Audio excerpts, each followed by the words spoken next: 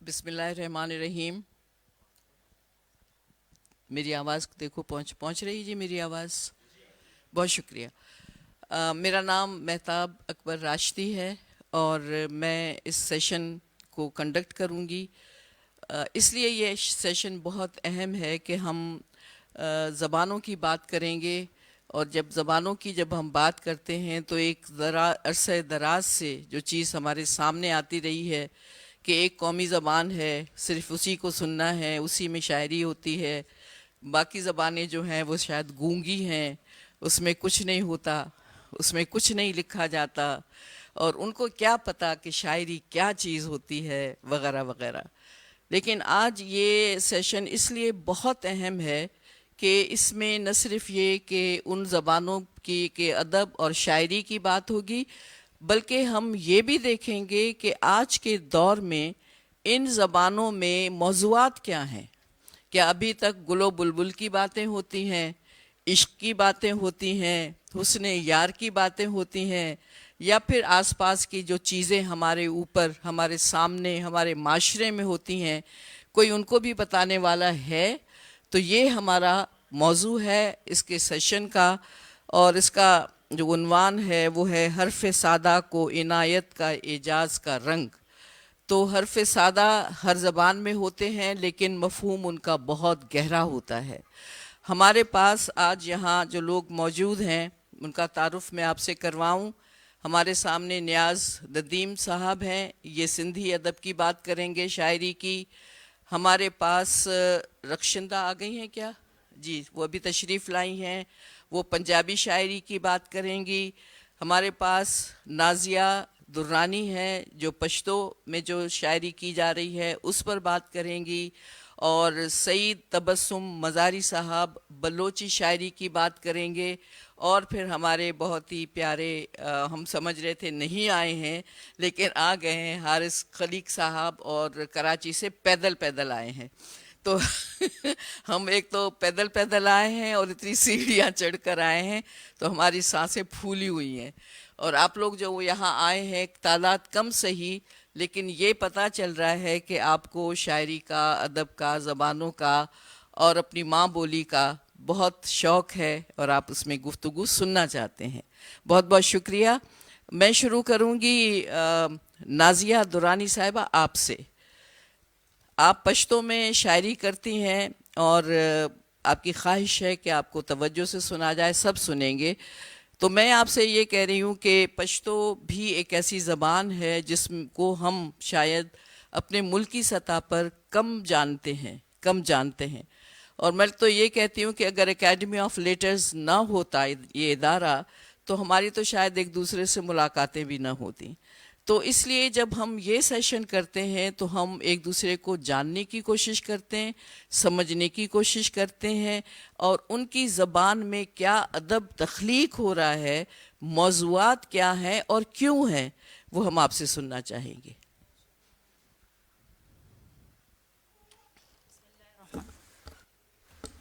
جی آپ بولیے. بسم اللہ الرحمن الرحیم. السلام علیکم. فیض میلے میں میری طرف سے آپ سب کو احترامات. جیسا کہ آپ کے علم میں ہے، سیشن کا ٹاپک مادری زبانوں پہ ہم اثر رجحانات. میری مادری زبان چونکہ پشتو ہے تو پشتو کے حوالے سے میری بات ہوگی کہ پشتو زبان میں شاعری میں عصری رجحانات کیا ہیں. آج سے کوئی 40-45 سال پیچھے جا کے بات کرنی ہوگی، کیونکہ بحیثیت قوم، بحیثیت زبان، چاہے ہندوستان کے پنجابی ہوں یا پاکستان کے پنجابی، لیکن ان کا کلچر، رسم و رواج، ان کا رہن سہن، زبان و ادب تقریباً مشترک ہے. تو اسی طرح افغانستان اور پاکستان کے پشتون جو ہیں ان کا بھی رسم و رواج اور رہن سہن، کلچر، زبان اور ادب ایک ہی جیسا ہے. تو بات افغانستان سے شروع کریں گے. جب سن 1978 میں سور انقلاب آیا، سور جو ہم لکھتے ہیں اقرب جوزہ سور، یہ افغانستان والے مہینے کا حساب اس طریقے سے کرتے ہیں. سور کے مہینے میں نور محمد ترکی انقلاب لایا، اور انقلاب لانے میں ایک طریقے سے فائدہ یہ ہوا کہ بادشاہت ختم ہو گئی. دوسری طرف یہ ہوا کہ افراتفری شروع ہو گئی اور قتل و غارت گری شروع ہو گئی. نور محمد ترکی ایک ترقی پسند رہنما تھے. ان کو آپ مارکسسٹ بول سکتے ہیں اور نیشنلسٹ بھی بول سکتے ہیں، کیونکہ جو زمینیں بادشاہ کے زیر قبضہ تھی وہ سب انہوں نے حاریوں میں تقسیم کر دی تھی مفت میں، اور انہوں نے کچھ ایسے قوانین اور فرمان جاری کیے جو سارے غریبوں کے حق میں تھے۔ لیکن آپ کو پتہ ہے کہ کیپٹلزم اور مارکسزم یا نیشنلزم کے بیچ ہمیشہ سے لڑائی جاری ہے۔ تو کیپٹلزم والوں نے خاص طور پر امریکہ نے یہ کیا کہ عرب کو تیار کیا، اور عربوں نے مجاہدین کو تیار کیا اور ان کو جہاد کا نام دیا، اور نون محمد کی حکومت کو انہوں نے الٹ دیا اور زہر دے کے اسے قتل کیا۔ پھر نور الامین آیا، پھر ببرک ارمل آیا، جو سارے ان کے خلق پارٹی سے تعلق رکھتے تھے۔ حلق میز پیپلز امان، تو وہاں اس نے روس کے ساتھ ایک معاہدہ کیا تھا کہ اگر ہمارے اندرونی حالات خراب ہو جائیں تو آپ لوگ بطور مددگار ہمارا ساتھ دیں گے۔ انہوں نے روس کو ریکویسٹ کی، روس کے فوجی آئے، امریکہ کو بہانا چاہیے تھا کہ اس نظام کو پلٹ دے اور روس جو اس وقت سپر پاور تھا اس کو توڑ دے۔ امریکہ اور سعودیہ والوں نے مل کے مجاہدین تیار کی اور جہاد کے نام سے وہاں ایک گوریلا جنگ شروع ہوئی جس میں لوگ مجبور ہو گئے پاکستان ہجرت کرنے لگے۔ میں آپ کو یہاں اس لیے روکوں گی کیونکہ یہ اگر تاریخ نہ پڑھیں آپ، اچھا جی، اور صرف آپ اس چیز پر آئیے کہ آج کل شاعری میں، پشتو شاعری میں کیا موضوعات ہیں، یہ آپ نے بتا دیا بیک گراؤنڈ۔ اچھا جی، یہ پتا چل رہا ہے کہ یہاں اپ ہیول ہے، جنگیں ہوتی رہی ہیں، الٹ پلٹ ہوتی رہی ہے، لیکن اس کا اثر کیا شاعری پہ ہو رہا ہے؟ جی میم، وہ بتائیے۔ اس کا اثر شاعری پہ اس طرح ہوا کہ بارڈر کے اس پار جو پٹھان پشتون ہے جو ان پہ گزرتی ہے تو ظاہر ہے کہ اس کے زیر اثر بارڈر کے اس طرف بھی، چاہے ادب میں ہو، چاہے رہن سہن ہو، چاہے زندگی ہو، معاش ہو، اس کا اثر ادھر بھی پڑتا ہے ضرور، کیونکہ قومیت کے لحاظ سے وہ ایک ہیں، پشتون ہیں۔ تو اس حوالے سے میم یہ میں نے بات کی۔ تو شاعری پہ اس پہ ضرور جب یہ ہوئے کہ دھماکے شروع ہوئے تو ہمارے شاعروں نے دھماکوں کے حوالے سے پوری شاعری اس دور کی جو تھی تو وہ عکاس تھی کہ اس دور میں جو ہو رہا تھا۔ پھر اس طرح کے جب ابھی حالات کو، مطلب حالات گھیرے ہوئے ہوتا ہے نا، ہماری پشتو زبان جو ہے اس کا ادب جو ہوتا ہے وہ اس کا احاطہ کر رہی ہوتی ہے۔ تو کرونا کے ابھی جو دور گزرا ہے اس میں کافی زیادہ بے انتہا شاعری ہوئی کرونا کے حوالے سے، اس میں رومان ڈال کے بھی رنگ دیا گیا، شکوے شکایت بھی کیے گئے۔ کوئی ایسے اشعار؟ جی میں اپنی ایک نظم آپ کو سناتی ہوں امن کے حوالے سے، ترجمہ، جی آپ میں ترجمہ کرتی ہوں۔ یہ عنوان ہے امن، پیس۔ دا امن چغه وخم داسې څوک شته چې واوري، د امن چغه وخم داسې څوک شته چې واوري، دا وحشتونه ویرې هم ختمول غواړم، څوک شته چې ختم یې کړو، څوک دي د تخت وږي، څوک دي د بخت لیوني، څوک هم د دغه تیارو هیڅ مخنیوی نه کوي، څوک د مذهب ټیکدار په خپل ذاتي ګټو کې روک دی او ډوب دی پکې، منافقت عام دی د منافقو په لاس، هر ځای لمبه لمبه دی، ولس د ذات مقید د خلاصي لار نه مومي، خدایا حیران یو مونږه، ډېر پریشان یو مونږه، زمونږ ظاهر او باطن دواړه خراب تراب دی، زمونږ سوچ او فکر په دایرو کې بند دی، مونږ بې ضمیره خلک په نفرتونو پایو، مونږ ړانده هم یو، مونږ کاڼه هم یو، ژوند بې سواده کوو، په غم بدله مونږه هره ورځ ښاده کوو، خدایه په امن پسې سترګې مو سپینې شولې، اوښکې مو وینې شولې، د امن چغې وهو او څوک یې هم نه اوري، اور څوک یې هم نه اوري۔ ترجمہ ہے جی، امن کی سوغات لے کر آئی ہوں ہر عہد میں، کون ایسا ہے جو میری بات سن لے غور سے، زیست کی آیات سن لے غور سے، وحشتوں کا یہ تسلسل توڑنا ہے اب مجھے، ہر قدم پر چاہتی ہوں زندگی کی رونقیں، کون میرا ساتھ دے گا، کون دے گا ساتھیوں، میرے ان ہاتھوں میں اپنا ہاتھ دے گا ساتھیوں، کوئی تاج و تخت کا بھوکا، کوئی منصب کا چور، تیرگی میں زندگی کی مشعلیں بجھ سی گئی، کوئی مذہب کا جنونی، کوئی لالچ کا اسیر، حق پرستی کا سفینہ لٹ گیا طوفان میں، ہائے سچائی نظر آتی نہیں انسان میں، دل کی باتیں اور ہیں ہونٹوں کے افسانے الگ، درد کے قصے الگ، چاہت کے پیمانے الگ، دوہرے چہرے نظر آتے ہیں ہر انسان کے، دوہرے چہرے نظر آتے ہیں ہر انسان کے، کس قدر فتنے ہیں جو پیچھے پڑے ہیں جان کے، جان کنی کا دور ہے یا ہر قدم پر موت ہے، میرے بس میں پیار ہے یہ حرف ہے یہ سوت ہے، لکھ رہی ہوں وقت کے ہاتھوں، لکھ رہی ہوں وقت کے ماتھے پہ یہ پیغام میں، کر رہی ہوں امن کے احساس ہی کو عام میں، اس سفر میں کون میرا ساتھ دے گا ساتھیوں، اس سفر میں کون میرا ساتھ دے گا ساتھ۔ شکریہ۔ اچھا، پشتو زبان سمجھنے والے یہاں کتنے موجود ہیں؟ ایک۔ تو اسی میں آپ اندازہ لگا لیں کہ آپ کی شاعری اتنی مؤثر ہے، اور مجھے امید ہے کہ جب آپ لکھتی ہوں گی اور پشتو میں سنی جاتی ہوگی تو یقیناً آپ کی ایک اپنی شناخت بھی ہوگی، اس کی تعریف بھی ہوتی ہوگی، وہ چھپتی بھی ہوگی۔ یہ کیا صورتحال ہے وہاں پر ادب کی؟ بہت نوازش، شکریہ میم۔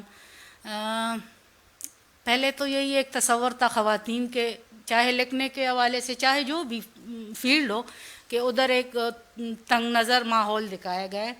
الحمدللہ ایسی کوئی بات نہیں ہے، روشن فکری ہے، روشن خیالی ہے، اور یہ ہے کہ اگر مرد اور خواتین کے اس کو وہ جو فاصلہ ہے وہ تقریباً جو ہے تو مٹ گیا ہے، تعلیم کے لیے راہیں ہموار ہو گئی ہیں، اور بہت جو ہے تو مطلب قدم کے ساتھ قدم ملا کے جو ہے مرد اور خواتین جو ہے چل رہے ہیں، اور ایک خوشائند مستقبل ہمارا ہے۔ بہت خوشی کی بات ہے، یہ بات سن کے ہمارے تو حوصلے بڑھ گئے ہیں۔ اور دوسری بات یہ ہے کہ اگر آپ ایک عورت ہوتے ہوئے یہ سمجھ رہی ہیں کہ فاصلے اب سمٹ رہے ہیں اور مرد اور عورت ایک ساتھ چل رہے ہیں، تو مستقبل ہمیں کچھ روشن نظر آتا ہے، اور آپ کی شاعری بہت جاندار ہے، اور انشاءاللہ آپ اس میں اور آگے بڑھیں گی۔ کاش میں آپ سے زیادہ گفتگو کر سکتی، لیکن ٹائم محدود ہے۔ میں اب آؤں گی مزاری صاحب کی طرف۔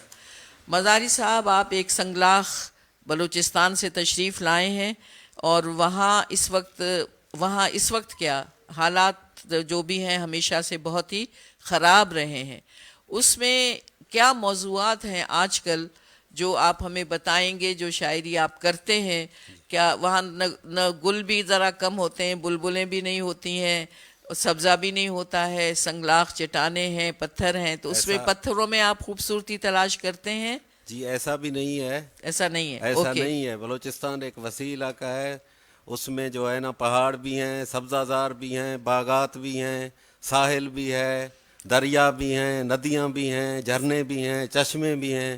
بلوچستان کی خوبصورتی سوئٹزرلینڈ سے کم نہیں ہے۔ آپ نے صرف سوئٹزرلینڈ کو دیکھا ہے؟ میوہ جات تو وہیں سے آتے ہیں، اگر آپ نہ بھیجیں تو ہم کیا کھائیں، نہ سیب نہ دوسری چیزیں۔ بہت بہت شکریہ، میں آپ کو چھیڑ رہی تھی۔ تو اب آپ اپنی شاعری اور موضوعات کی بات بتائیے۔ جی میں اب موضوع پہ آتا ہوں۔ یوں تو بلوچی اورل شاعری کی تاریخ ہزاروں سال پر محیط ہے، جو سینہ بسینہ منتقل ہوتی آ رہی ہے۔ بلوچ معاشرے میں ادبی روایت کی ابتدا قصہ گوئی سے ہوئی، اور اس قصہ گوئی کی میتھولوجی ٹھیک اسی طرح سے ہے جو یونانی اور سومیری زبانوں کا خاصہ رہی ہے۔ بلوچی روایت میں قصہ گوئی کے بعد جو چیز زیادہ دیکھنے کو ملتی ہے وہ ضرب المثل ہیں، جو انسانی شعوری سیلز کو بیداری کا ایندھن فراہم کرتے ہیں۔ عصر حاضر کی جدید شاعری سائنسی رجحانات، الیکٹرانک میڈیا، پرنٹ میڈیا کی بدولت تیز رفتار ہو گئی ہے، مگر آج بھی بلوچی شاعری کمال کی رعنائی رکھتی ہے۔ ہر واقعہ، خواہ تربیہ ہو یا ہنزیہ یا حزنیہ، کو یوں کیمرہ بند کرتی ہے کہ سارے مناظر آنکھوں کے سامنے گھومنے لگتے ہیں۔ ہر قصہ جاگ اٹھتا ہے اور ہر کردار کو چھوا جا سکتا ہے۔ کیونکہ شاعر دھرتی اور دھرتی ذاتوں کی توانا آواز ہوتے ہیں، اس لیے ہر دور کے شاعر نے اپنی سرزمین سے محبت کا اظہار اپنی شاعری میں کیا ہے۔ بالکل اسی طرح بلوچ شاعر بھی لب و رخسار سے ہٹ کر وطن کے عشق سے سرشار ہو کر اپنی سرزمین کو سلام پیش کرتے ہیں۔ عصر حاضر کی بلوچی شاعری کسی طرح سے بھی خود کو روزمرہ کے حالات و واقعات سے جدا نہیں کر سکتی. یہی وجہ ہے کہ آج کی بلوچی شاعری فرد کے ذاتی خواہشات اور احساسات کے اظہار سے زیادہ زندگی اور معاشرے کے حقائق اور حالات کو ظاہر کرتی ہے. اس حوالے سے بلوچی زبان کے ہر شاعر کی شاعری مثال کے طور پر پیش کی جا سکتی ہے. مطلب یہ کہ بلوچی ادب میں کوئی ایسا شاعر نہیں ہے جس نے زندگی اور معاشرے کے حقائق سے چشم پوشی کر کے صرف ذاتی جذبات کا اظہار کیا ہو. کہنے کو بہت کچھ ہے، مگر مختصر یہ کہ عہد رفتہ ہو یا عصر حاضر، کسی بھی حوالے سے بلوچی ادب کا موازنہ دنیا کے کسی بھی زبان کے ادب سے کیا جا سکتا ہے. بہت اچھے، آپ نے ایک تو پس منظر بتا دیا. مجھے یہ بتائیے کہ آپ کو کچھ اشعار یاد ہیں جو آپ ہمیں سنائیں جی. اور ان کا تھوڑا ترجمہ کر دیجئے. اس کے بعد میرا دوسرا سوال دوسرا ہوگا. پہلے یہ بتائیے. جی، ایک غزل کے چند شعر ہیں. جی. ترجمہ تو شاید میں نہ کر پاؤں، کوشش کروں گا. نہیں، آپ لفظی ترجمہ کریں، اس میں ضروری نہیں ہے کہ آپ اس کا نظم کا ترجمہ کریں. کہ ماں ہارا کھنڈے بھانکر استار سرا کھندے، ماں ہارا کھنڈے بھانکر استار سرا کھندے، درشکاں کو دلا دارے ہر دار سرا کھندے، دو رنگ ہے دنیائی نئے دو رنگاں تھئی جندے، زوراخ ہے غماں گرے لاچار سرا کھندے، درمان آگاں نیستیں بے ساتھ دیگییں تھان کے تھا طبیبے ہے بیمار سرا کھندے، آں مست موالییں مہرانی سوالییں جیڈی تھا خوشگ لوٹھے میں یار سرا کھندے، حالی تھا سعید ہے بس آں روشا مداری بے زردار گرے گٹھا سردار سرا کھندے. آپ ترجمہ کریں گے یا یہ نیاز بہت زور زور سے سر ہلا رہے تھے؟ تو آپ بتائیے. مختصر یہ ہے کہ اس میں مطلب انسان کے جو ہے نا دو جو روپ ہیں نا انسان کا، ایک ظاہری اور ایک باطن، اس میں اس کا تذکرہ ہے کہ تمہارا ظاہر اور باطن جو ہے وہ ایک نہیں ہے.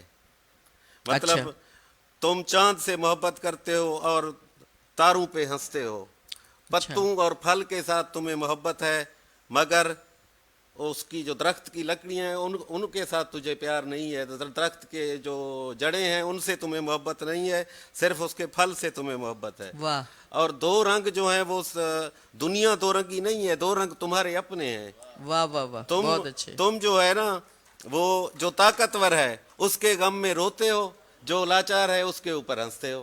واہ واہ واہ واہ، بہت اچھے بہت اچھے. اچھا، ایک جو چیز میں چاہ رہی تھی آپ سے کہ جو کنٹمپریری صورتحال ہے، جو حاضر ہے، جو واقعات ہو رہے ہیں، ان پر آپ نے کوئی شاعری نہیں کی ہے؟ مثلاً آج کل جو بہت ساری چیزیں، بد امنی بہت ہے، لوگ غائب ہو جاتے ہیں، ایک طرح سے خوف کا سما ہے، سب کچھ رقم ہو رہا ہے، سب ہو رہا ہے. اچھا، دوسرا میرا آخری سوال آپ سے، خواتین شاعری کرتی ہیں وہاں پہ؟ خواتین میم ابھی جو ہے نا کچھ نہ کچھ نکل رہی ہیں، لیکن اتنے نہیں ہیں. تو آپ لوگ مرد حضرات ان کو روکتے ہیں؟ معاشرہ کے طور پہ روکتے ہیں، ایز فرد تو میں نہیں کہہ سکتا، لیکن معاشرے میں کچھ مسائل. کوئی ایسی خاتون جو آپ کے نظر میں ہو کہ وہ شاعرہ ہے، شاعری کرتی ہے، لیکن اس کو کوئی ہمت افزائی نہیں ہو رہی؟ جی نہیں، ایسا کوئی نہیں ہے. ایسی کوئی عورت نہیں ہے؟ ذہن میں نہیں ہے. تو دیکھ لیجئے جناب، یہ ہمارا معاشرہ اور یہ ان عورتوں کے ساتھ سلوک، تخلیق سب کے ذہنوں میں ہوگی، لیکن اگر عورت پڑھی لکھی نہیں ہے تو وہ کیا لکھے گی، کیا بولے گی. یہ ایک سب سے بڑا المیہ ہے ہمارے معاشرے کا اور ان معاشروں کا جہاں سے یہ آ رہے ہیں. مجھے نہیں پتا یہ خود اتنے ذہین ہے. میری میم 5 بیٹیاں ہیں اور پہلی جو ہے نا وہ میٹرک کر رہی ہے اور 5 پڑھ رہی ہیں.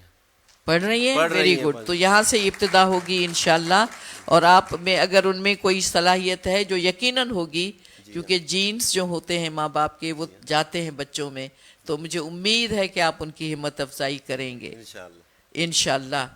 اچھا، میں آپ کی طرف آ رہی ہوں رخشندہ نوید صاحبہ، اور آپ پنجابی زبان میں شاعری کرتی ہیں. پنجاب کا میرا خیال ہے ایک المیہ یہ رہا کہ جب قومی زبان اردو تسلیم کی گئی تو پنجابی بولنے والوں نے بھی کہا کہ خبردار گھر میں بھی پنجابی نہیں بولی جائے گی، لوگ ہمیں جاہل سمجھیں گے. تو نتیجہ یہ ہوا کہ جو ادب تھا، تخلیق تھی، جو پنجابی میں ہونی چاہیے تھی، وہ نہیں ہوئی، وہ رک سی گئی. علامہ اقبال جیسے بڑے شاعر نے بھی فارسی میں شاعری کی، اردو میں بہت دیوان تخلیق کیے، لیکن پنجابی میں اگر میں غلط نہیں ہوں تو شاید نہیں لکھا کچھ بھی. اور فیض صاحب نے بھی بہت آخر میں جا کے پنجابی زبان میں لکھا. تو آپ نے کیسے یہ جرت کر لی پنجابی میں شاعری کرنے کی؟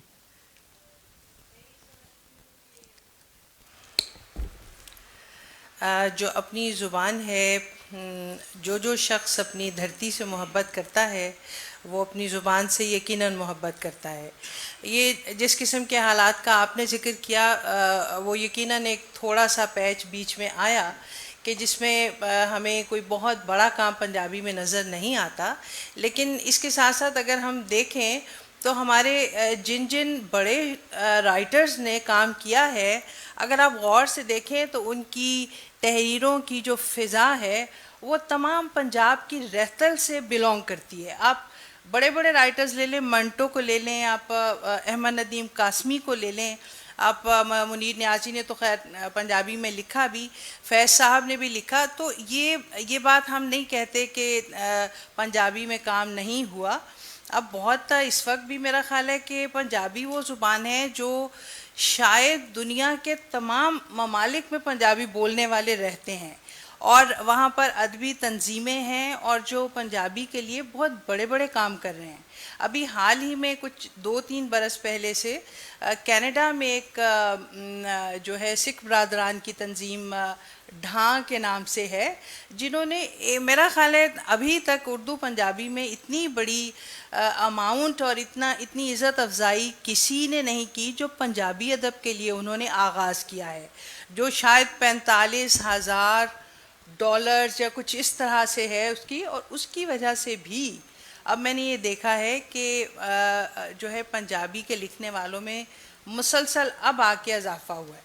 میرا خیال ہے ہر سال میں تقریباً 300 شاعری کی کتب اب پنجابی میں کہی جا رہی ہیں، لکھی جا رہی ہیں. اس کے ساتھ ساتھ نثر کی بھی تقریباً 150 کتابیں ہر سال ہمیں دکھائی دے رہی ہیں. اس کے علاوہ میرا خیال ہے کہ بہت بڑی بڑی تنظیمیں ہیں، نجم حسین سید صاحب کی سنگت ہے، سجن نگر ہے، کنجاہی صاحب، یہ تمام یہ روایت آج تک چلی آ رہی ہے.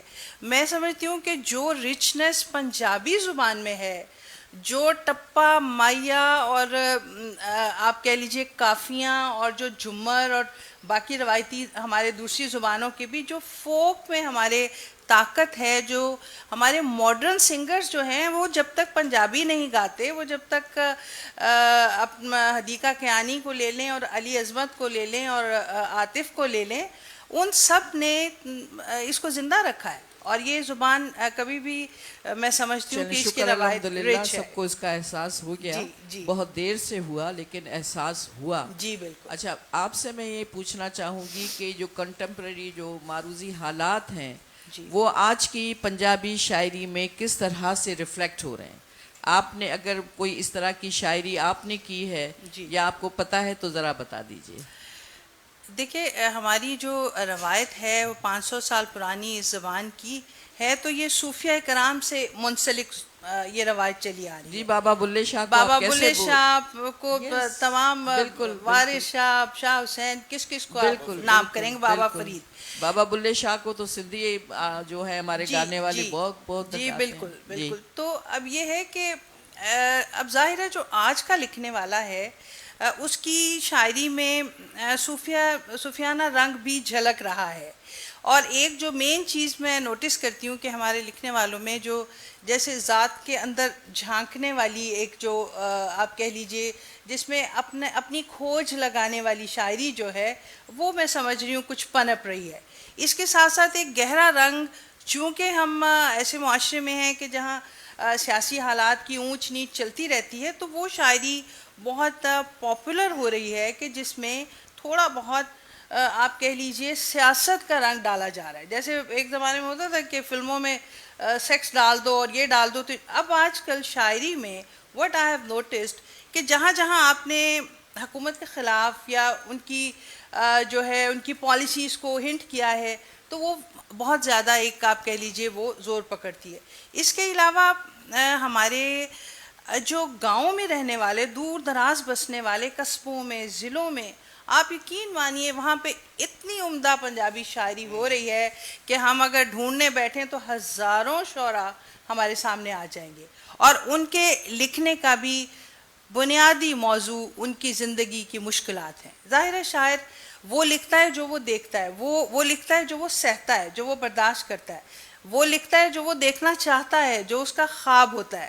تو اب جس معاشرے میں ہم رہ رہے ہیں، جو زندگی ہم گزار رہے ہیں، یقیناً لکھنے والا وہی لکھ رہا ہے. شہر میں رہنے والے ہم خواتین کی اگر بات کریں تو ظاہر ہے ہم تھوڑا سا پڑھا لکھا طبقہ ہے. ہم جتنے ایشوز ہیں اس وقت جو معاشرے میں ہو رہا ہے، جہاں تشدد اور ظلم و ناانصافی، اور جہاں ریپ کیسز، اور جہاں اغوا اور تشدد اور بوم کے آپ کہہ لیجئے بلاسٹ، تو ہماری شاعری میں یہ آتا ہے. یہ کیسے نہ آئے گا؟ میں یہ سمجھتی ہوں کہ یہ کیسے نہیں آئے گا. ہم آنکھیں رکھتے ہیں، ہم دل رکھتے ہیں. ہم لکھنے والوں نے اور کیا لکھنا ہے؟ ہم نے وہی لکھنا ہے جو ہمیں لکھنا چاہیے. تو بہرحال میری جو کتاب ہے شاعری کی پنجابی کی، جس کا نام حالی آٹا وسمیا نہیں، 4 اردو کی کتابیں لکھنے کے بعد میری پنجابی کی کتاب آئی.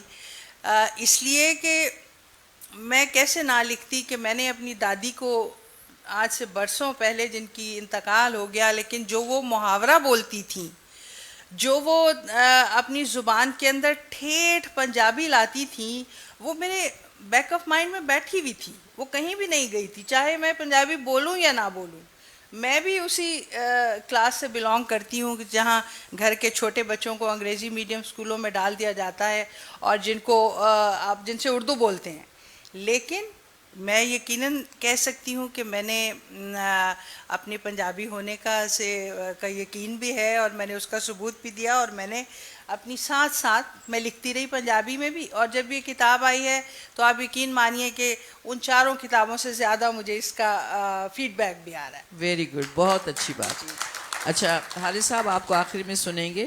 میں ذرا نیاز صاحب سے یہ کہوں کہ میں نے پہلے تو نیاز جو مجھے نام بتایا گیا ندیم، تو میں نے کہا یہ پتہ نہیں کون ہے.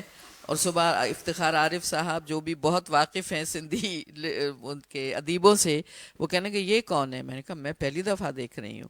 تو جب یہ سامنے آئے تو میں نے کہا بھائی تم ندیم کدھر سے بن گئے. تو نیاز ندیم صاحب لٹریچر میں بھی ہیں، این جی اوز میں بھی ہیں، سوشل ورکر بھی ہیں، بہت اچھا کام کرتے ہیں. اور ان کی سیاسی حالات اور جو منظر نامہ ہے اس میں بھی ان کو پتہ ہے کہ کن حالات سے سندھی ادب گزر رہا ہے. تو یہ اس کی نمائندگی کریں گے. لیکن چونکہ میرا تعلق بھی سندھ سے ہے اور اس کا حصہ ہے، تو ہم یہ کہہ سکتے ہیں جس طرح آپ کو اپنے پنجابی ہونے پہ فخر ہے، جس طرح بلوچی ہونے پہ فخر ہے، اور جس طرح پشتو زبان بولنے والوں کو اپنی زبان پہ فخر ہے، میرا خیال ہے کہ سندھی جو سب سے قدیم زبان ہے، 5000 سال اس کی تاریخ ہے مونجو دڑو سے، اس زبان میں جتنا لٹریچر کب سے چھپ رہا ہے اور چھپتا جا رہا ہے اور ابھی تک ہے، اس میں اسٹیبلشمنٹ کے سامنے کھڑے ہونے کی جرت جو تھی وہ سندھی زبان نے دی ہے. 1 یونٹ ہو، ایوب خان ہو، ضیاء الحق ہو، کوئی بھی ہو، جو جتنا شاہ لطیف تو اپنے زمانے میں لکھ کے چلے گئے، سب کے سامنے کھڑے ہوئے. لیکن شیخ ایاز، استاد بخاری اور نیاز ہمایونی اور تنویر عباسی، انہوں نے جو اس میں شاعری کی ہے، وہ انہوں نے ہمیشہ آنکھوں میں آنکھیں ڈالی ہیں اس وقت کے حکمرانوں کے، اپنی زبان اور زمین اور پانی کے لیے لڑائی کی ہے. تو میں آپ سے پوچھوں گی نیاز صاحب، ندیم صاحب، کہ آپ آج کل کے جو حالات ہیں سندھ میں، وہ ان کا کیا ریفلیکشن ہے آپ کی شاعری میں، زبان میں؟ نہیں کھلا.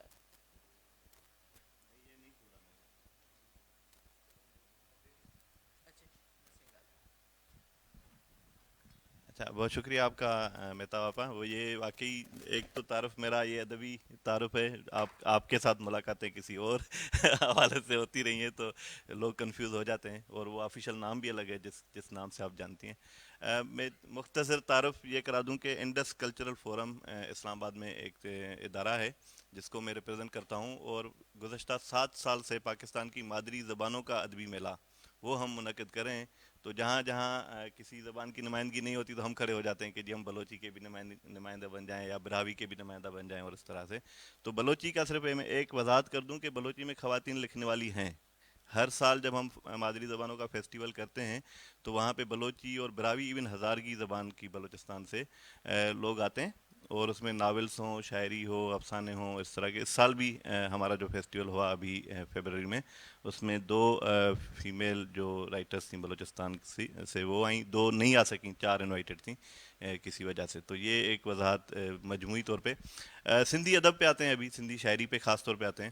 تو سندھی شاعری میں کل ایک بہت اچھا فریم ورک ملا ہمیں یہاں پہ ہی فیض صاحب کے حوالے سے، کہ شاعر کے 3 ہوتے ہیں ڈومینس. ایک تو اس کا ذاتی اور داخلی اظہار ہوتا ہے، دوسرا اس کے وطن کا اظہار ہوتا ہے کہ جس دھرتی سے وہ بلانگ کرتا ہے وہاں کا ہوتا ہے، اور تیسرا جو ہے اس کا جو پوری انسانیت کے لیے ایک اظہار ہے وہ ہوتا ہے. تو ہم اثر سندھی شاعری کو اگر ہم صرف 20ویں صدی سے شروع کریں تو یہ تینوں ایلیمنٹس بہت اسٹرانگلی ہماری سندھی شاعری میں آپ کو دیکھنے میں ملیں گے. مثال کے طور پر میں کہوں کہ 20ویں صدی کے اوائل میں جب ورلڈ وار ہو رہی تھی تو ہمارے کشن چند بیوس صاحب نے اس کے حوالے سے شاعری لکھی تھی، اور انہوں نے ایک نظم لکھی تھی کہ جو ہیروشیما اور ناگاساکی سے آپ نے کہانی شروع کی یہاں تک نہیں رکے گی، اور حالت ایسی ہو جائے گی کہ پرندے بھی آپ کو کہیں گے کہ یار دیکھو شرم کرو، یہ تم انسان کیسے کس طرح کے کام کرتے ہو. تو کشن چند بیوس کی وہ شاعری. پھر جب ہم پارٹیشن پہ آتے ہیں، شیخ ایاز کی ایک بڑی مشہور نظم ہے نارائن شیام، جو سندھی زبان کے بہت بڑے شاعر تھے جو پارٹیشن میں وہاں چلے گئے، انڈیا چلے گئے. تو 60s کی جنگ میں شیخ ایاز لکھتے ہیں کہ جی میں کیسا یہ سنگرام سامنے نارائن شیام، کیسے اٹھاؤں بندوق کیسے تانوں کیسے چلاؤں گولی اس پہ. میں کیونکہ منظوم وہ نظم ہے تو میں ترجمہ فی البدی کر رہا ہوں. تو اس طرح کی چیزیں انہوں نے، یعنی جو پارٹیشن کا پورا درد ہے وہ آپ کو سندھی زبان کی شاعری میں بہت گہرائی سے نظر آئے گا. اس کے بعد آ جاتے ہیں ہم جو کنٹمپرری ایشوز ہیں. مثال کے طور پر ابھی اسی ہفتے کی بات کی جائے تو کم از کم 10-15 نظمیں میری نظر سے گزری ہیں جو کہ یوکرین کے جو موجودہ صورتحال ہے اس کے اوپر بہت مشہور شاعروں نے اس کے اوپر لکھا ہے. اسی طرح جو پاکستان کے اندر کوئی بھی صورتحال پیدا ہوتی ہے، چاہے وہ سیاسی منظرنامے پہ ہو، چاہے وہ انتہا پسندی کے حوالے سے ہو، چاہے وہ جو ہمارا جو طبقاتی مسئلہ ہے پاکستان کا اس کے حوالے سے ہو، ان تمام موضوعات پہ لا تعداد شاعر ہیں، بے شمار شاعر ہیں جو ان موضوعات پہ لکھ رہے ہیں. اگر اس کی ٹیکنیکل ڈائیورسٹی کی بات کریں تو کم از کم 40 صنفیں ہیں سندھی زبان میں، جس میں کچھ باہر کی صنفیں بھی ہیں، اس میں لوگ لکھ رہے ہیں. 40 کے قریب صنفوں میں، جس میں نظم ہے، غزل ہے، گیت ہے، وائی ہے. کچھ تو ہماری اپنی انڈیجینس صنفیں ہیں جن میں لوگ لکھتے ہیں. کچھ ایسی ہے ہائیکو کو ہم نے، ہائیکو کی صنف پہ پوری کتابیں موجود ہیں. طارق عالم ابڑو ہمارے بہت مشہور لکھنے والے تھے، ان کی ہائیکو کی کتاب ہے. شیخ ایاز کی کتابیں ہائیکو کے اوپر اور لوگوں کی ہیں. تو اس طرح یہ ہے کہ جو ماڈرنائزیشن کا اظہار ہے وہ بھی سندھی زبان میں آپ کو بہت گہرائی سے ملے گا. جو سندھ کے حالات، مثال کے طور پر جو 30-40 سال پہلے جب سندھ بہت زیادہ رورل ہوا کرتا تھا تو ہماری شاعری میں وہی جو آپ نے شروع میں بات کی تھی کہ گل و بلبل اور اس طرح کے جو تذکرے ہیں وہ ملتے تھے. لیکن اب اربنائزیشن کے ساتھ ساتھ آپ کو یعنی انٹرنیٹ کی دنیا کس طرح انسانوں کے رویوں کو افیکٹ کرتی ہے. مظہر لغاری صاحب کی ایک نظم میں نے لکھی بھی تھی، ترجمہ بھی کی تھی سندھی سے، وہ کب ٹائم ملا تو سناؤں گا. تو یعنی اس کو بھی وہ اڈاپٹ کریں. تو اربنائزیشن جس طرح بڑھ رہی ہے تو سندھی شاعری بھی اربنائز بھی ہوتی جا رہی ہے، ماڈرنائز بھی ہوتی جا رہی ہے.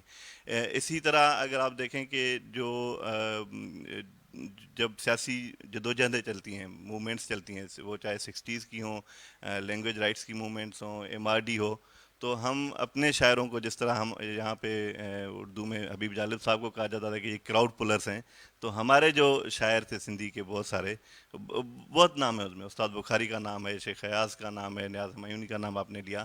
بہت سارے شاعر ऐसे थे जो क्राउड पुलर्स के तौर पे काम करते थे, और कोई भी सियासी जलसा, चाहे वो 1 यूनिट के खिलाफ हो, चाहे वो MRD की मूवमेंट का ऐसा हो, चाहे वो इवन मुशर्रफ के खिलाफ जदोजहद में हो, या अभी भी अगर किसी समाजी या सियासी इशू पे कोई बात होती है, या पानी के मसाइल हों जो होते हैं, इसके डिस्प्यूट्स जो होते हैं सियासी, तो शायर जो हैं वो क्राउड पुलर के तौर पर हमारे यहाँ काम करते हैं.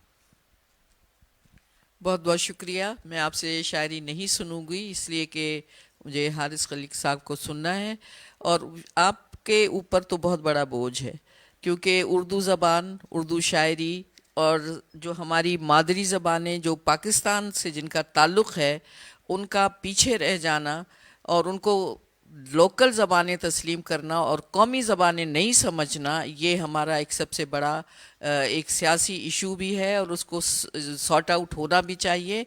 असेंबलियों में ये चीज़ अंडर डिस्कशन भी आई लेकिन हुई नहीं है. लेकिन जितनी मोहब्बत है और जो क्राउड यहाँ बैठा हुआ है वो ये सुनने भी आया होगा कि मेरी ज़बान कौमी ज़बान क्यों नहीं है. तो ये एक चीज़ है, लेकिन वो एक अलग बहस होगी. आपसे मैं ये पूछना चाहूँगी कि जो उर्दू लिटरेचर है उसमें उर्दू शायरी में तो कमाल हुआ है, से तक़सीम से पहले भी और तक़सीम के बाद भी हमारे पास जो शुरा हैं उन्होंने क्या कमाल की शायरी की है. और कंटेम्प्रेरी मौज़ूआत पे शायर, जहाँ नाम लिया गया हबीब जालिब साहब का, फैज़ साहब को देख लीजिए. तो इस तरह से ये तमाम जो शुरा हैं उन्होंने अपना तो काम कर लिया, लेकिन आजकल जो तख्लीक हो रहा है उसमें आप मुझे बताइए कि क्या किस किस्म की शायरी है. क्या वही गुलो बुलबुल है, या बुलबुलें भी गायब हो गई हैं, एनवायरनमेंट ख़त्म हो गई है. तो मुझे बताइए कि आजकल क्या तख्लीक हो रहा है और मौज़ूआत क्या हैं. जी बहुत बहुत शुक्रिया मेहताब आपा. मुझ पे कोई बोझ नहीं है, चूंकि मेरी 2 मादरी ज़बानें हैं. और एक बात, दूसरी बात ये कि एक दो बातें ज़रा मेरा ख्याल है अहम हैं, और वो ये हैं कि उर्दू के 2 किरदार रहे हैं. मेरा ख्याल है जो आपने पहले बात की उसकी थोड़ी सी उस पर बात होनी चाहिए. एक उर्दू का किरदार है पाकिस्तान की रियासत में लोगों पे मुसल्लत करने का. ये कॉलोनियल एजेंडा था. उर्दू पंजाब में 47 में नहीं, 1847 में नाफिज की गई है, 48 में, मतलब middle of the 19th century. तो पंजाब में तो ये कोई 150 पौने 200 साल से मीडियम ऑफ इंस्ट्रक्शन के तौर पे है. हम बुनियादी तौर पर प्लूरल लोग थे, तकसीरियत थी हमारे यहाँ. पश्तो के मैं आपको शायर बता सकता हूँ आज से 150 बरस पहले के, जो उर्दू के भी शायर हैं, और यानी इन्होंने उर्दू में भी शेर कहा है. इन्होंने खुद कितना उम्दा मंजूम तर्जुमा हमें सुनाया अपनी पश्तो नज़्म का. इसी तरह अल्लामा इकबाल 19वीं सदी की 7वीं दहाई में पैदा हुए थे. उनका भी कोई पाकिस्तान के बनने से 9 बरस पहले इंतकाल भी हो गया. तो बेसिकली एक जो इसमें मामला है वो ये कि ये इसको जो मुनकसिम करने का काम लोगों को किया है उर्दू ने, वो उसका एक सियासी किरदार है. और एक उर्दू का लोगों को जोड़ने का किरदार है, वो उसकी मज़ाहमती शायरी का किरदार है. शेख हयास के भी 2 मजमूए उर्दू में हैं. और ये मैं समझता हूँ कि इसको, और ज़बानें, तमाम ज़बानें जो हैं वो कौमी ज़बानें ही होती हैं. मुझे तो मादरी ज़बान की टर्म पे भी एतराज़ है, इसलिए कि मेरे तो नाना दादा और नानी दादी चारों अलग अलग शहरों से ताल्लुक़ रखते थे, क्योंकि हम बर्रे सग़ीर के मुख्तलिफ, हमारा ख़ानदान अर्बन है बहुत सारी जनरेशन से. तो मेरी यानी कैसे तय होगा कि कौन सी ज़बान जो है वो मेरी ज़बान है. तो बिल्कुल ये तो सारी ज़बानें हमारे लिए तो न सिर्फ बराबर हैं, बल्कि उनमें जो तहकीक और उलूम का काम है वो जब तक नहीं होगा उस वक्त तक वो ज़बानें तरक्की नहीं पा सकती. मैं अदीब हूँ, शायर हूँ, अंग्रेज़ी में भी लिखता हूँ, अपनी ज़बानों में भी लिखता हूँ, लेकिन मुझे इस बात का पूरा इदराक है कि जब तक फ़लसफ़ा नहीं होगा, समाजी उलूम नहीं होंगे, साइंसेस नहीं होंगे हमारी ज़बानों में, तो हमारी ज़बानें ख़ास सतह से ऊपर नहीं जाएंगी, उर्दू समेत. तो लेकिन अदबी सूरत हाल या पाकिस्तान की सियासत के हवाले से आप जो बात करें वो बिल्कुल बजाय है. हम इन्हें कौमी ज़बानें समझते हैं. मादरी ज़बान तो पाकिस्तान में 70 मादरी ज़बानें बोली जाती हैं, और कुछ हमारी बड़ी मादरी ज़बानें हैं, वो सब कौमी ज़बानें हैं, और इसका बिल्कुल इस पर इसरार होना चाहिए. उर्दू राब्ते की ज़बान है, कौमी ज़बान भी है. जैसे 10-12 न्यास, चूँकि वो मल्टी लिंगुअल जो हमारा लिटरेरी फेस्टिवल करते हैं, वो ये भी उससे मदर लैंग्वेजेस लिटरेरी फेस्टिवल करते हैं, क्योंकि सरकार के साथ इन्हें मिलकर करना होता है. और लेकिन हैं तो सारी कौमी ज़बानें. तो आप ये तय कर लें, ये पार्लियामेंट का काम होता है کہ وہ طے کرے کہ پاکستان میں کتنی بڑی زبانیں بولی جا رہی ہیں. وہ پاکستان کی قومی زبانیں ہیں بشمول اردو, اور اس کے علاوہ آپ کی رابطے کی زبان. تو وہ یہ سیشن ہم 5 زبانوں کے شاعر ادیب 6 زبانوں کے بیٹھے ہوئے ہیں, وہ اردو میں ہی کر رہے ہیں نا. تو اردو کو کوئی خطرہ نہیں ہے ان زبانوں سے. اردو مالا مال ہوتی ہے اگر آپ ان زبانوں سے الفاظ مستعار لیں. کل میں کراچی گیا ہوا تھا تو KLF پہ, تو وہاں بھی میں نے یہی ایک سیشن میں عرض کیا تھا کہ اگر اردو جو ہے وہ انگریزی, فارسی, عربی سے لفظ مستعار لیتی ہے اور جذب کرتی ہے, تو سندھی, بلوچی, پشتو, سرائکی, پنجابی سے تو خیر لیتی ہے چونکہ پنجاب میں لکھنے والے بہت ہیں, لیکن وہ کیسے اس میں کیا قباحت ہے, کیا برائی ہے. دوسری بات اردو کا ایک اور مسئلہ ہے, اور وہ مسئلہ یہ کہ اردو زبان جو ہے وہ دنیا کی ان زبانوں میں سے ہے, حالات اور تاریخ میں ایسا ہوا ہے جس کے بولنے والوں کی تعداد اس کی مادری زبان بولنے والوں کی تعداد کے مقابلے میں کہیں زیادہ ہے. یعنی جو نیٹو سپیکرز ہیں اردو, ہندی, ہندوستانی کمبائنڈ کے, ان کی تعداد کم ہے, اور جو اس زبان کو برتتے ہیں اپنی دوسری یا تیسری زبان کے طور پر ان کی تعداد کہیں زیادہ ہے. تو اردو میں لکھنے والوں کے بارے میں اگر گفتگو ہوگی تو ان میں سے بیشتر لکھنے والے جو ہیں پچھلے 100-150 سال میں وہ ان کی مادری زبان اردو نہیں ہے, اور یہ صرف پنجاب میں نہیں ہے. اور بہت سے پھر ہم دیکھتے ہیں کہ میں تو قائل ہوں تکثیریت کا. آپ کو ایک کثیر لسانی معاشرہ جس میں ہر طرح کے پھول کھلیں, سب آپ اپنی مادری زبان سے بھی واقف ہوں. اسکول جانے کی وجہ سے ہو سکتا ہے آپ کی فرسٹ لینگویج آپ کی مدر ٹنگ سے ڈفرینٹ ہو, یہ بھی تو ممکن ہے نا. ہم میں سے بہت سے جو یہاں نوجوان بیٹھے ہیں یہ انگریزی اسکولوں میں گئے ہیں, تو اگر ان کی مادری زبان پنجابی ہے یا اردو ہے یا سرائکی ہے, لیکن ان کی فرسٹ لینگویج انگریزی ہو جائے گی, پہلی زبان انگریزی ہو جائے گی. تو ہمیں ان ساری زبانوں کو برابر سمجھنا, ان میں برابر سے تحقیق اور ترجمے اور سوچ بچار کا کام کرنا چاہیے. اور میں شاعر ہونے کی حیثیت سے کہہ رہا ہوں کہ محض شعر کہنے سے زبانیں ترقی نہیں کرتی. تو یہ اگر اس وقت کی ٹرینڈ, مختصراً, ذرا لمبی بات ہو گئی, مختصراً اس وقت اردو میں ایک تبدیلی بڑی رونما ہوئی ہے, اور وہ تبدیلی یہ رونما ہوئی ہے کہ اردو میں ایک تو ریزسٹنس پوئٹری ہمیشہ سے رہی ہے, جعفر زٹلی کے زمانے سے رہی ہے, 18ویں صدی سے, جس کو فرخ نے, مغل بادشاہ نے اس کی زبان گدی سے کھنچوا لی تھی. وہ پہلا ریزسٹنس پوئٹ ہے, early 18th century, 1700 early 1700s. اس کے بعد سے وہ ایک روایت ہے جو ہمیں نظر آتی ہے. لیکن اس کے ساتھ ساتھ ایک جو پاکستان میں ہم نے کمی محسوس کی وہ یہ کہ طبقاتی کشمکش پہ تو بات ہوئی, لیکن قومی سوال یا لسانی سوال یا پاکستان میں جو ایک میں سمجھتا ہوں کہ کاسٹ سسٹم ہے ابھی تک, اس پر ہمارے ہاں اردو شاعری میں بات نہیں ہوتی تھی. وہ میں سمجھتا ہوں اب ہو رہی ہے, چونکہ اس میں ایک تبدیلی آئی ہے. جو آپ نے جو ماحولیات کے بحران کی بات کی, اس پہ مجید امجد کو کوئی ریکگنائز نہیں کرتا, لیکن کہ انہوں نے ماحولیات کو سب سے پہلے انتہائی خوبصورتی سے جدید شعراء میں ہمارے بیان کیا, اور اس کے بعد سے لے کے ہر طرح کے آپ کو موضوعات اس میں نظر آتے ہیں. اور میں سمجھتا ہوں کہ بڑی خوشائند بات ہے, چونکہ ریاست کا سلوک اب اردو کے ساتھ بھی ویسا ہی ہے جیسا بلوچی کے ساتھ ہے, جو اندر خانہ سلوک ہے. بظاہر بہت پروموشن ہے, لیکن کوئی ایک کورٹ کا آرڈر سو کالڈ قومی زبان میں جاری نہیں ہوتا, کوئی ایک نوٹیفیکیشن سرکاری جو ہے سو کالڈ قومی زبان میں, ان کی وجہ سے کہہ رہا ہوں, اس میں جاری نہیں ہوتا. تو اب یہ ان ساری زبانوں کا مستقبل ایک دوسرے سے وابستہ ہے, اور میں سمجھتا ہوں کہ اس سے موضوعات اردو میں بہت رچ ہوئے ہیں. چونکہ جب کوئی ملتان میں بیٹھ کے یا مظفر گڑھ میں بیٹھ کے غزل کہتا ہے, تو وہ اگر ہم لاہور میں بیٹھ کے وہی غزل, وہ ایک مختلف رنگ کی غزل ہوگی. میں بہت سے نام لے سکتا ہوں, ہمارے پاس وقت نہیں ہے, لیکن بالکل نئے ٹرینڈز ہیں. ایک اس میں ذرا وہ جو ٹیکنالوجی کی بھائی نے بات کی, مزاری صاحب نے, وہ امپورٹنٹ ہے کہ ایک انسٹاگرام پوئٹری بھی شروع ہو گئی ہے جو بہت شارٹ لیوڈ ہوتی ہے. تھوڑی دیر کے لیے کوئی جان ایلیا کی کسی غزل کو پلیجرائز کر کے اور انسٹاگرام پہ مشہور ہو گیا, اور پھر وہ شارٹ لیوڈ ہوتی ہے, وہ طویل اس کا عرصہ نہیں ہوتا. لیکن یہ موضوعات میں سمجھتا ہوں جو نئے موضوعات ہیں وہ آ رہے ہیں, اور اچھی بات ہے. ان زبانوں کا آپس میں اس پہ اصرار کروں گا یہاں جو خاص طور پہ نوجوان بیٹھے ہیں, کہ اپنی زبانوں کی اور اپنی زبان کی کاسٹ پہ انگریزی اور فرانسیسی اور فارسی میں نہیں سمجھتا کہ وہ درست ہے. وہ زبانیں بھی سیکھیں بغیر اپنے ورثے کو چھوڑے ہوئے. بہت خوب, بہت خوب, بہت اچھا. ہمارے بہت سارے نوجوان بہت دیر سے آئے, لیکن کوئی بات نہیں, آپ نے جتنے بھی آخری لوگوں کو سنا ہے وہ آپ کی سوچنے کے لیے بہت کافی ہے. اور جو ایک ہم نے اپنے بچوں کے ساتھ ظلم کیا اور ریاست خاموش رہی, حکومت خاموش رہی کہ ہم نے دوسری زبانوں کو پیچھے دھکیل کے اور یہ کہا کہ جی آپ صرف اردو پڑھیں, یا انگریزی اسکولز اتنے ڈومیننٹ ہو گئے ہیں کہ ہمارے گھر کے ہمارے اپنے بچے جو ہیں جب انگریزی بولتے ہوئے آتے ہیں ہم بہت خوش ہوتے ہیں, او ہو کتنی اچھی انگریزی بول رہا ہے. تو یہ احساس کمتری جو ہم نے اپنے اوپر طاری کر دیا, اس نے اپنی زبانوں کو پیچھے دھکیل دیا ہے.